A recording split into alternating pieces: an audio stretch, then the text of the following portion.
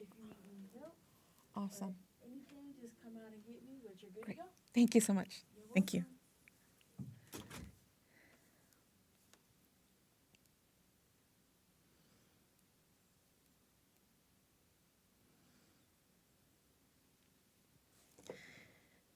Hi, SAFistas. This is Silvia Zapata, the Executive Director at Student Action with Farmworkers, and I'm so excited to be with everyone today and talk about our new project, the Cosecha podcast. For those of you all who are not familiar with Cosecha, Cosecha is one of our programs that is aimed at meeting a gap for our former students who are now in their careers and are in need of mentorship. Along with that, there's also workshops and things that we learn and do about what's currently happening in the farm worker justice movement. As you know, our goal is to see farm workers have the ability to negotiate their wages, to have dignified living conditions, to be able to live a life where they are not in fear of complaining about being sprayed with pesticides or complain about not giving sufficient breaks when all of those things are already predetermined and given to them without having to be asked. Our dream here at SAF is to see farm worker justice being led by farm workers. As of now in 2022, what we define as farm workers includes all agricultural workers that work in dairy, that work in protein processing plants, not just those that work in the fields. We know that agriculture is a huge engine that keeps this country not only economically functioning, but it also feeds this country and many other countries. So we know that farm workers are extremely valuable to our society.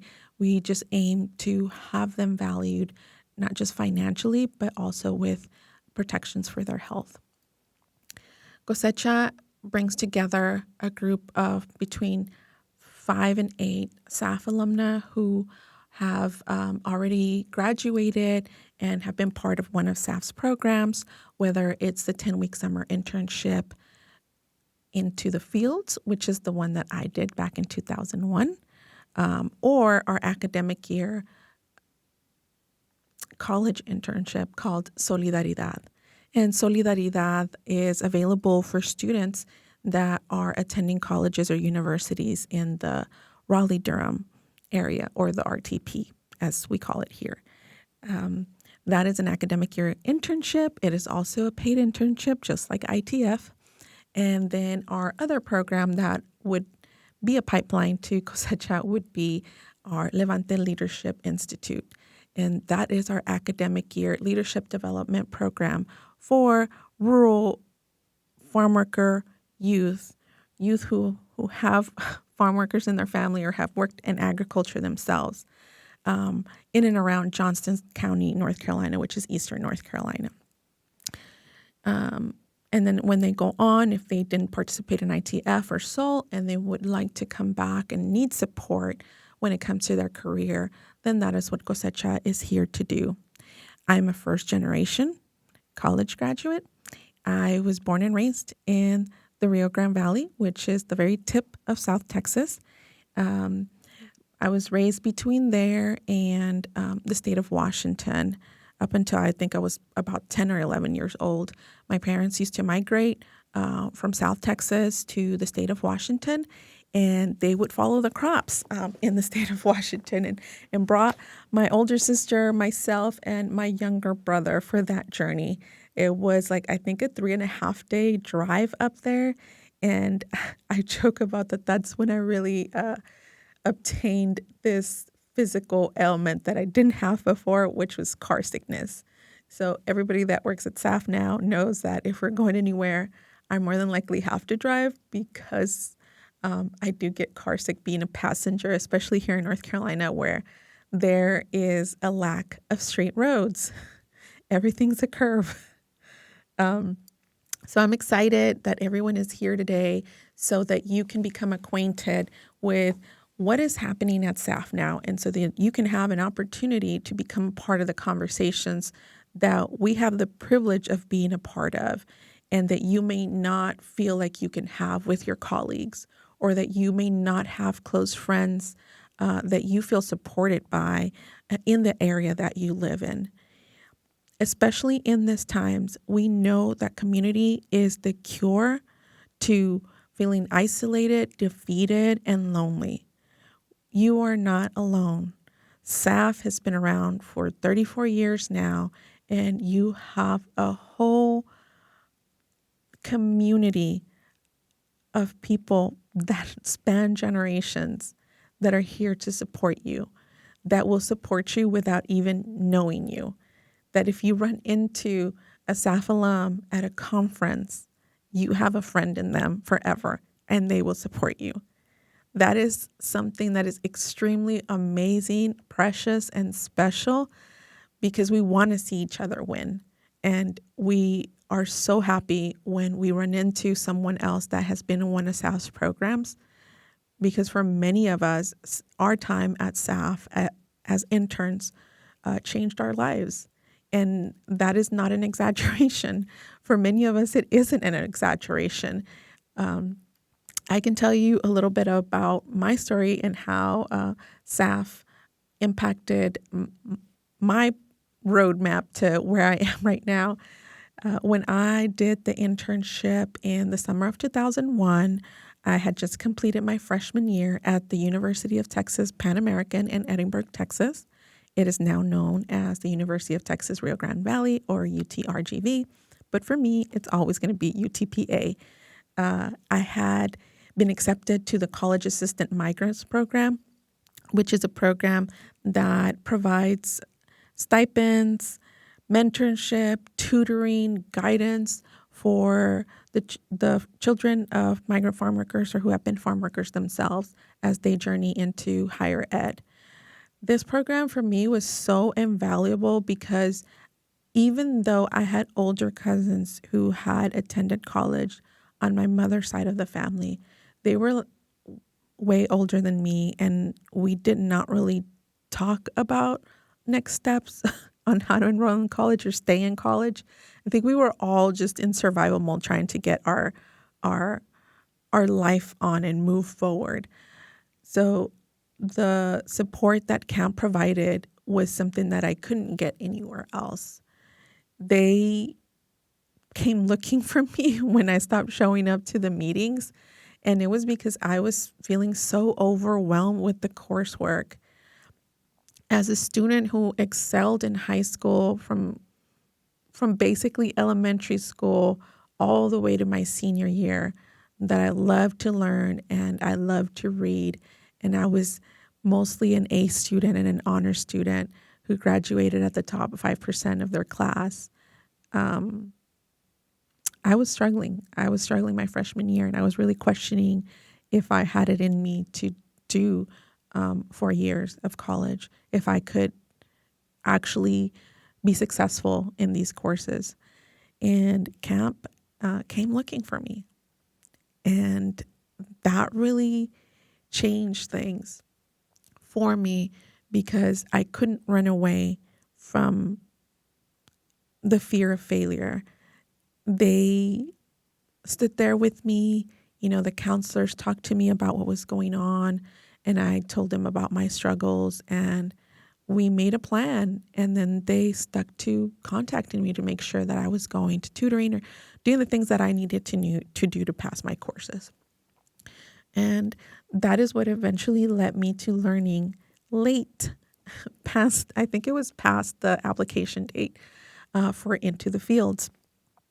What ended up happening was there was one of my fellow camp students who actually went to high school with me, and her name is Maggie Villagran. She didn't end up going to the internship in 2001, even though she was accepted. I believe, from what I remember, she couldn't attend because her family was still migrating to California. And I think that summer she ended up having to migrate back to California with her family to work in agriculture. My family had already stopped our journey of working in agriculture, and it really ended when I was 11. We had one summer when I was in high school that we did go back, and we ourselves as children, as teenagers, did end up working in the fields that summer. So my dad had been working in construction, so I didn't have that barrier to participate. And since the camp counselors knew that I was, really interested in moving forward with my education and needed something to like inspire me back, they asked me, would you like to go to this internship? And they told me everything about it. I was nervous because it would be the first time that I would have left home out of state without my family. But I did speak to my mother, and my dad was working out of state in construction. So I told my mother, like, this is the program. And my mom was like, no, this doesn't sound right. I don't think this is real. It was, how mothers can be, especially Mexican mothers, when it comes to being overprotective. And I get it as a parent now. I understand. So my mom ended up going to speak to the counselor at the camp program so that both of them could tell her more about the program. And she ended up giving me permission to go. And I ended up flying out and arriving in Raleigh-Durham Airport to start the summer internship at SAF. Those weeks, excuse me, those weeks that I spent here in North Carolina were going by so fast, but I also was learning so much about other people who cared about farm workers and farm worker justice, even when they did not share that background. And for me, I was just in awe of why would people that have nothing to do with agriculture, other than being consumers, care about what is happening with farm workers. I had felt so disconnected from my life in agriculture, so disconnected from seeing myself as a migrant farm worker kid, because my time as a migrant farm worker kid was filled with very memorable, joyful moments, but also very painful ones. And at times it felt like the painful ones outweighed the joyful ones. So I really didn't want to touch it. For me to return to agriculture from a different position, not as a child who was entering a state full of people that they didn't know, who didn't know any numbers to contact relatives if she missed the bus. It was a scary time for me when I was in Washington at times. But to go from that to come to North Carolina and be in a position of advocating for current farm workers, it really allowed me to reflect on my ability to create change and my responsibility to my community to create change. That summer, I was housed with 2 other interns at an Airbnb in Booneville, North Carolina, not to be confused with Boone, which is way western in the mountains. But Booneville is a small little town in Yadkin County, North Carolina. And one of the other interns, Scott, and I were placed at the Yadkin County Health Department working with Healthy Carolinians. And this fellow who was running the program named Scott Lenhart. Yes, 2 Scotts. Sidebar, that is where I learned that in North Carolina, there's an overabundance of Michaels and Scotts. But going back to our work that summer, the overall goal that summer was to create a multi-county health fair for farm workers where they actually receive services. So throughout the summer, we had to scout organizations that would be able to provide services, whether it was blood pressure tests or what have you. So that was the greater picture. That was the end goal before we finished the internship. But the more immediate day-to-day task that we had to complete was to do farm worker outreach. And that was visiting the farm worker camps throughout Yadkin County. Scott Lenhart, our supervisor, gave us a map, and we were looking at which camps we could visit that were in close proximity, and then figuring out times that we could go to visit them when they would be available. Since farm workers work during the day, oftentimes we would go either late in the evening or during the weekends, more specifically Sunday. During our visits, we would talk to them about how their working conditions were going, if they had any concerns, if there was anything that they would like to see in that health fair that we could try and help provide for them. We also talked to them about green tobacco sickness, since most of the farm workers there were working in tobacco, and explaining to them how to prevent green tobacco sickness and listening to their stories of how they learned about green tobacco sickness. They learned by getting extremely sick the first time that they worked in tobacco. I will never forget, there was this young man at one of the camps who talked about his experience working in tobacco for the first time ever. He didn't receive any training. The grower didn't explain anything. They just kind of went in there. So he went in there with, a regular t-shirt and pants, and worked from morning to afternoon. He said queasy warning right now. He said that he vomited so much and was having chills and slept on the floor. He did not feel good at all.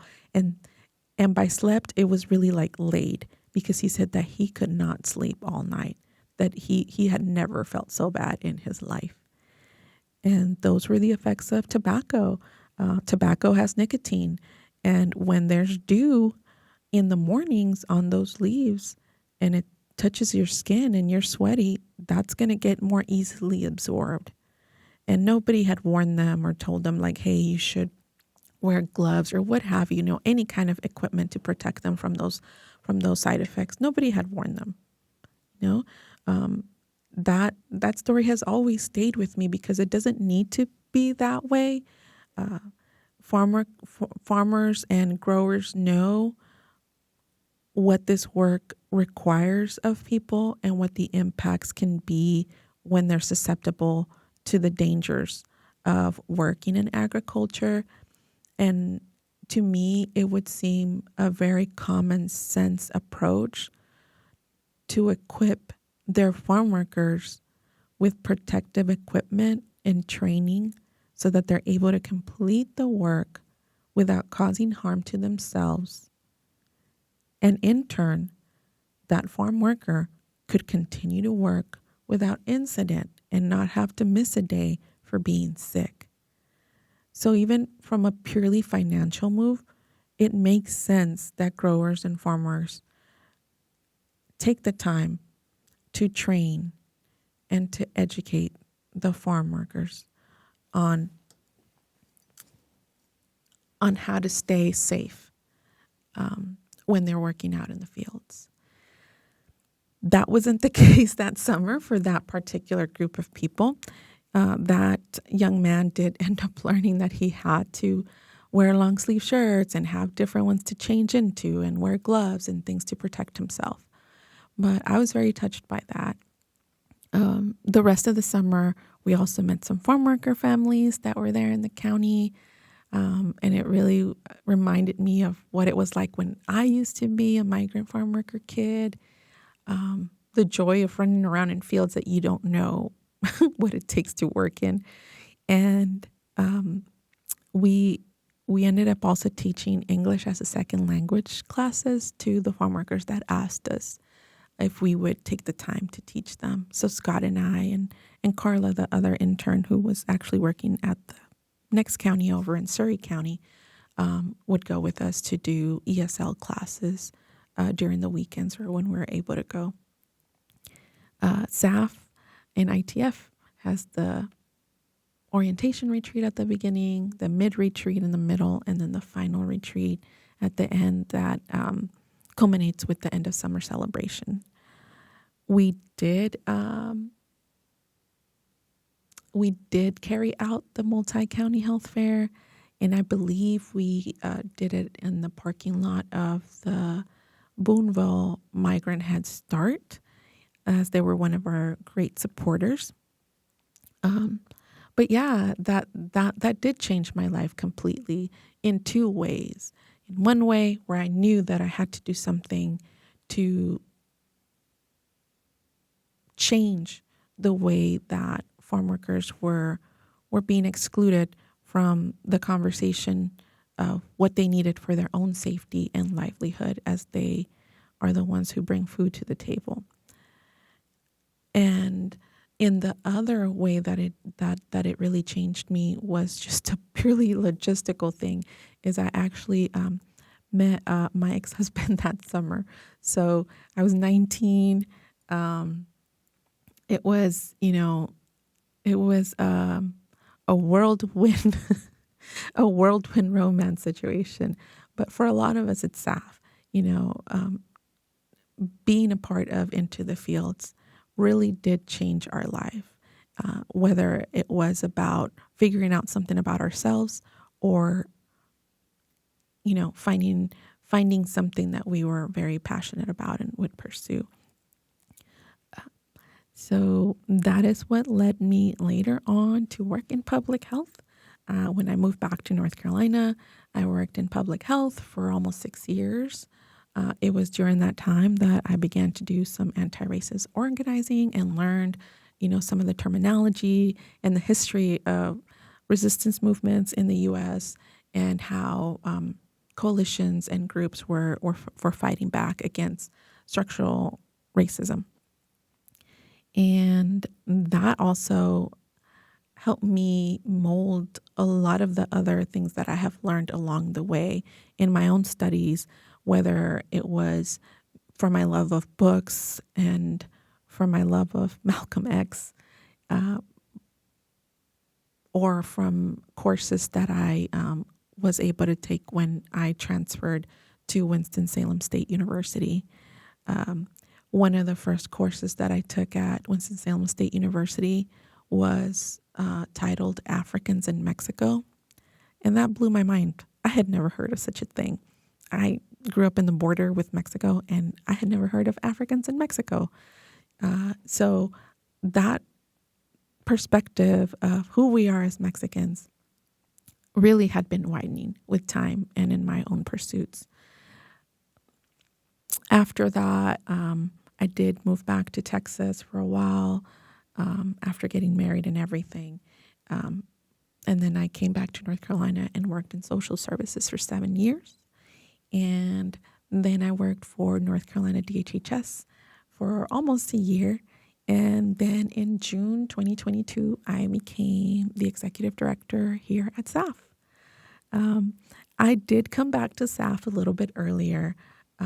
They recruited me to be part of the Cosecha cohort for 2022. And I submitted my application, I believe it was in November. And then we started the program in January with an overnight retreat. And it was what I needed. I felt like the work that I had been doing in the county was very measured. And even though my lean was always to advocate for people, marginalized people, and their access to entitlement programs or to just be treated with dignity, it still wasn't a space where we could talk about, anti-racism and how some of these policies intrinsically separate people from their ability to access services or separate them from their humanity just by the nature of how we carry out the work.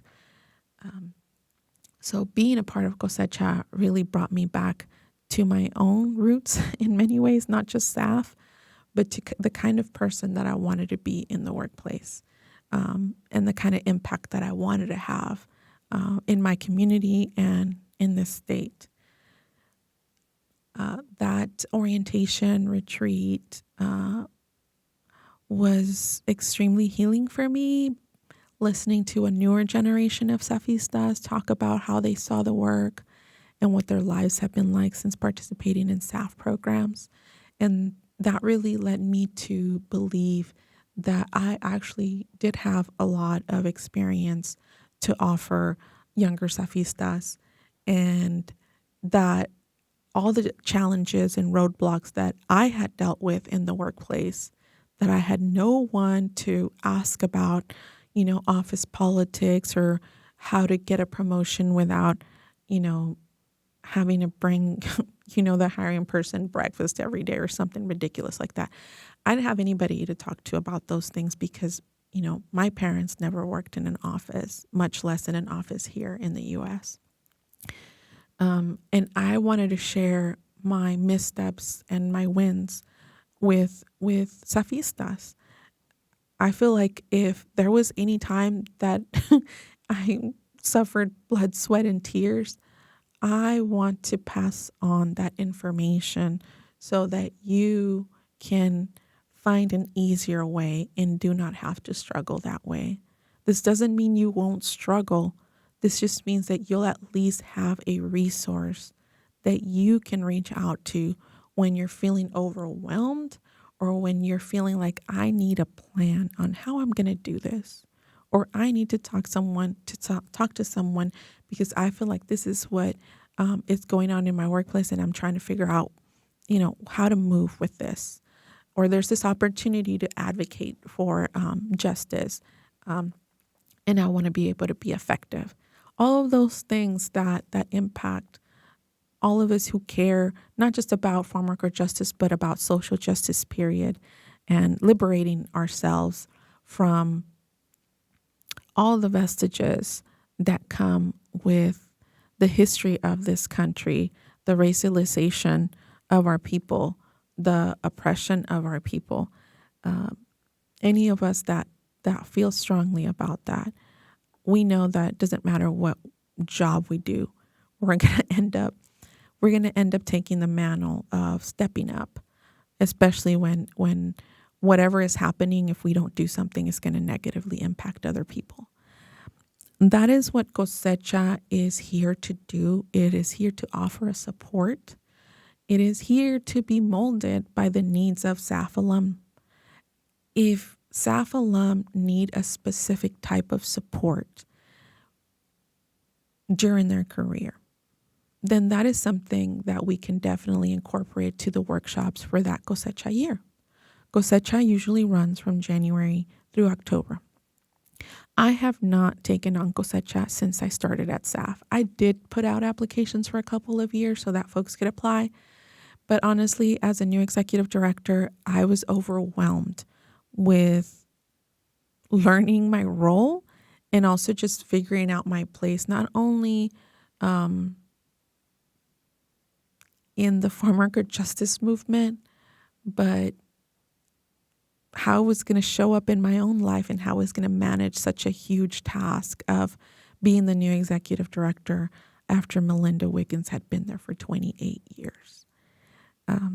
It was a lot. So please forgive me for not having Cosecha, but I think that now that I have a better grasp at what my responsibilities are and how to carry them out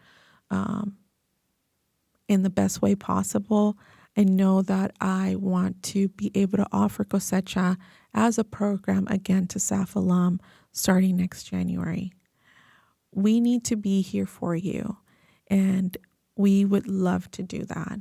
Cosecha is usually led by the executive director, and that is what I am committing to do. As a kickoff for Cosecha next year, that brings us to this podcast, looping back to the original comment that I made. Throughout these last 3 years, and even before I started at SAF, after I left the county, I have met so many incredible people doing this work, whether it's for farm worker justice or working in public health or working in community advocacy. I feel like every day that I get to meet the people that are advocating for our people, that are advocating for people they don't even know, it's a privilege. It's a privilege to get to hear their stories. And it is also a balm. We all know the pain, the frustration, the helplessness, the isolation of feeling like we cannot do anything immediate about how the immigrant community, especially the Latinx community, is being treated in this country right now. And we still have to get up and go to work and do our tasks. That is an unreasonable expectation. Our souls are being cut open every day that we see what is going on in this country. Just recently, one of this administration's measures that was approved was to decrease wages for farm workers. Decrease wages for farm workers. For the H-2A workers, which are contract workers that come from out of the country and work here temporarily to complete the work. Decrease them as if they were making so much money before. It is not just heartbreaking, it's frustrating, but we are not alone. And if we sit here with that pain, without processing it, without talking to others about it, it's going to consume us. And we are not the darkness. We are the light. We are the light. And that is why we are being snuffed out. That is why they want to snuff us out. SAF is not going to let that happen. SAF is committed to remaining here for as long as possible. And we are committed to being here for you as your home organization, as the organization that met you when you were just a teenager. And one way of doing that without you having to travel all the way to North Carolina to see us is through this podcast. I want you all to think about what you would like for us to cover. This first series of Cosecha podcast will be completed and published every month. And it will go on through July of 2026. That is my plan for the podcast.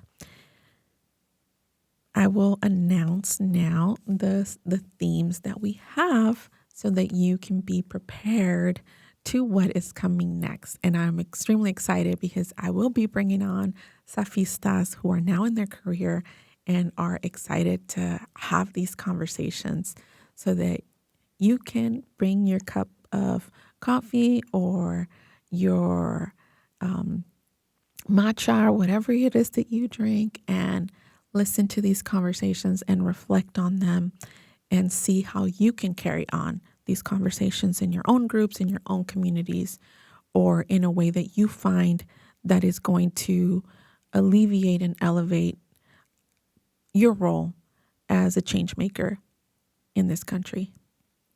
For October, which is the first podcast, we will have a segment calling Planting Seeds. And this segment will talk about the impact of SAF on alumni's early steps. In November, we will have Paths to Justice.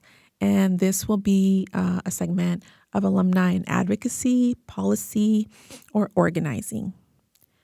In December, we will have a segment called Healing While Fighting, which will go into self-care and justice work. In January, we will have a segment called Voices of the Fields, and that will be including alumni that are still connected to agriculture. In February, we will have a segment called Community Power, and that will be about building coalitions and collective care. In March, we will have a segment called Women Leading Change, and that will bring you alumni centering gender justice in their work or in their lives. In April, we will have a segment that will talk about National Farm Worker Awareness Week, which happens at the last week of March every year. And that segment will talk about a spotlight on activism, and it is titled From Intern to Organizer. In May, we will have a segment titled Teaching and Guiding, and that will be about alumni and education and mentorship. In June, the theme is going to be Joy as Resistance, and that will be about sustaining hope through celebration. In July, we will close out this season with Cosecha Futures, and that will be where alumni see the next 10 years of SAF leadership, their opinions on that and their perspective. And I hope that that last one will be a really special episode, which I'm working on, and I know that you all will love it. I am so excited for what's coming with Cosecha podcast. It's not going to be limited to the podcast. I will be planning some lunch and learn conversations, which will be quarterly. That will be the other arm. There'll be 4 sessions. And those sessions, some of them will be in person and some of them will be virtual. And I wish that we could have some of those in-person meetings, not in North Carolina. So if anybody knows of any grants that would allow us to carry that forward, feel free to email me at sylvia@saf-unite.org, and I will be more than happy to submit a proposal. But for now, we do have to keep things local here to North Carolina. I think one of the best things that I could do is decenter Durham, which secretly has been my goal since I started at SAF. I think as someone who has lived in the triad here in North Carolina, which is like central North Carolina, that's a little bit more northern, but not too far north in North Carolina, I always found it kind of difficult to get to Durham for events. So just know, SAFistas, that I do plan to continue to bring events to central and western North Carolina, so that you do not have to travel all the way to the RTP to hang out with other alum. I will leave it on that note, and I do want to close out with a call to action. The call to action would be,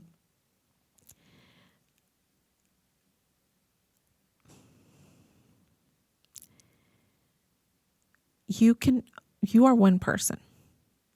As a collective, obviously we're stronger. But we need you to take care of yourself.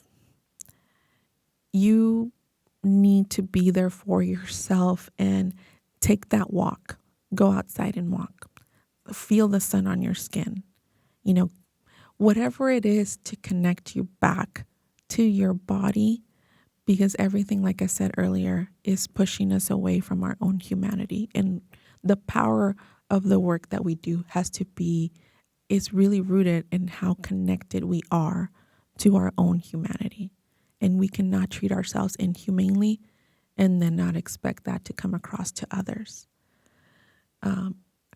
Currently, there is an action that is continuing to take place, and that is the boycott against Wendy's. that has to do with Wendy's refusal to join the Fair Food Program, which is administered by our partners in Florida, the Coalition of Immokalee Workers. So that is one action that you can take part in. I invite you to rest. All of this is very overwhelming. I remind myself that, especially during the weekends. I invite you to lay on your driveway like I did and look up at the clouds for 30 minutes like I did. Do something like that to reconnect. And it just reminded me how awesome and beautiful this world is, and how if we all just learn to share it and realize that we don't have to fight for things, we could all spend more time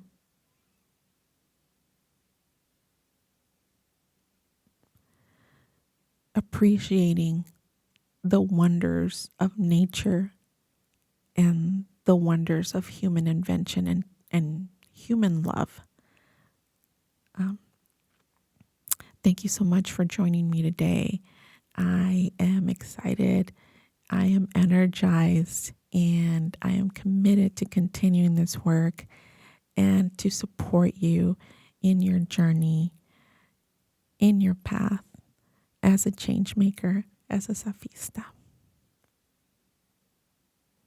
See you soon.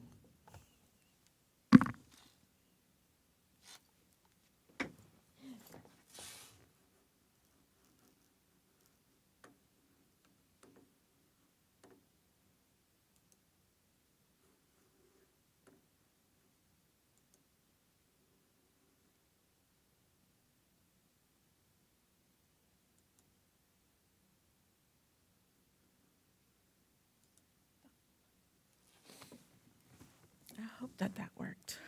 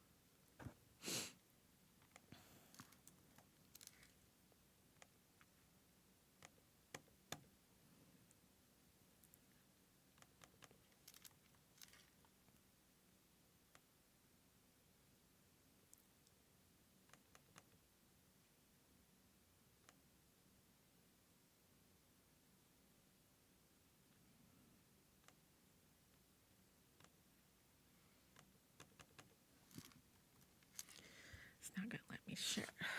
Where's the phone?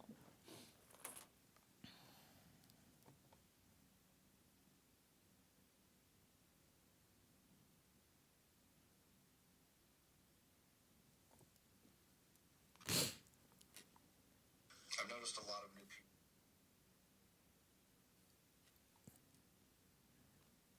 Okay.